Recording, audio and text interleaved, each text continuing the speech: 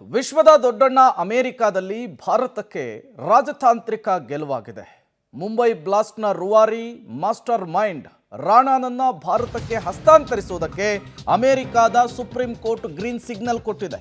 ಮುಂಬೈ ದಾಳಿಯ ಉಗ್ರ ಭಾರತಕ್ಕೆ ಹಸ್ತಾಂತರ, ಪ್ರಮುಖ ಅಪರಾಧಿ ತಹಾವುರ್ ರಾಣಾ ಭಾರತಕ್ಕೆ ಹಸ್ತಾಂತರ. ಅಮೆರಿಕ ಸುಪ್ರೀಂ ಕೋರ್ಟ್ ಮಹತ್ವದ ಆದೇಶವನ್ನು ಪ್ರಕಟಿಸಿದೆ. ಭಾರತಕ್ಕೆ ಹಸ್ತಾಂತರಿಸಲು ಅಮೆರಿಕ ಸುಪ್ರೀಂ ಕೋರ್ಟ್ ಒಪ್ಪಿಗೆಯನ್ನು ಸೂಚಿಸಿದೆ. ಮುಂಬೈ ಉಗ್ರರ ದಾಳಿಯಲ್ಲಿ ತಪ್ಪಿತಸ್ಥನಾಗಿದ್ದಾನೆ ರಾಣಾ. ಭಾರತದ ಅಂತಾರಾಷ್ಟ್ರೀಯ ಕಾನೂನು ಹೋರಾಟಕ್ಕೆ ಈ ಮೂಲಕ ಜಯ ಸಿಕ್ಕಿದೆ, ಗೆಲುವು ಸಿಕ್ಕಿದೆ.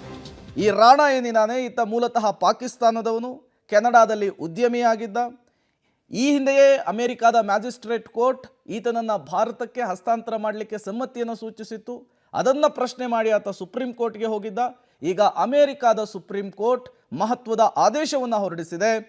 ಮುಂಬೈನ ದಾಳಿಯ ಸಂಚುಕೋರ ಮಾಸ್ಟರ್ ಮೈಂಡ್ ರಾಣಾನನ್ನು ಭಾರತಕ್ಕೆ ಹಸ್ತಾಂತರಿಸಲಿಕ್ಕೆ ಸಮ್ಮತಿಯನ್ನು ಸೂಚಿಸಿದೆ, ಗ್ರೀನ್ ಸಿಗ್ನಲ್ ಅನ್ನು ಕೊಟ್ಟಿದೆ, ಅಸ್ತು ಅಂತ ಹೇಳಿದೆ.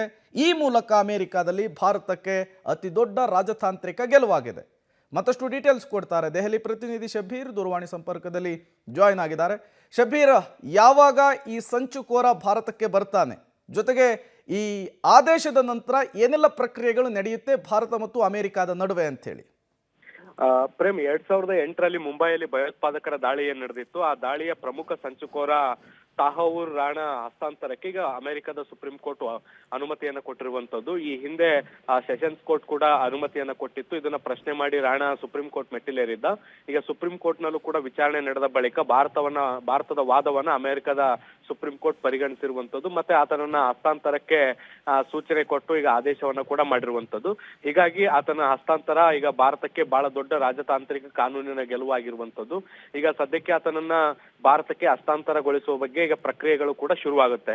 ಅಮೆರಿಕದ ವಿದೇಶಾಂಗ ಇಲಾಖೆ ಅಧಿಕಾರಿಗಳು ಮತ್ತೆ ಭಾರತದ ವಿದೇಶಾಂಗ ಇಲಾಖೆ ಅಧಿಕಾರಿಗಳು ಪರಸ್ಪರ ಈಗ ಮಾತುಕತೆಗಳನ್ನು ನಡೆಸುವ ಮೂಲಕ ನಿಯಮಗಳ ಅನುಸಾರ ಅವರನ್ನ ಭಾರತಕ್ಕೆ ಕರೆತರುವಂತ ನಿಟ್ಟಿನಲ್ಲಿ ಪ್ರಕ್ರಿಯೆಗಳನ್ನ ಕೂಡ ಶುರು ಮಾಡ್ತಾರೆ. ಬಹುಶಃ ವಾರ 10 ದಿನಗಳಲ್ಲಿ ಈ ಒಂದು ಪ್ರಕ್ರಿಯೆಗಳು ಕೂಡ ಮುಕ್ತಾಯ ಆಗುವಂತ ಸಾಧ್ಯತೆಗಳನ್ನ ಕೂಡ ನಾವು ನಿರೀಕ್ಷೆ ಮಾಡಬಹುದು. ಈ ನಡುವೆ ರಾಣಾ ಏನಾದ್ರು ಮತ್ತೆ ಬೇರೆ ರೀತಿಯಾದಂತಹ ಕಾನೂನು ಹೋರಾಟಗಳನ್ನ ಏನಾದ್ರು ಮಾಡ್ತಾರಾ ಅನ್ನುವಂಥದ್ದನ್ನು ಕೂಡ ಸದ್ಯಕ್ಕೆ ಕಾದು ನೋಡ್ಬೇಕಾಗತ್ತೆ Prem. Okay, thank you Shabbir ತಮ್ಮೆಲ್ಲ ಮಾಹಿತಿಗಾಗಿ.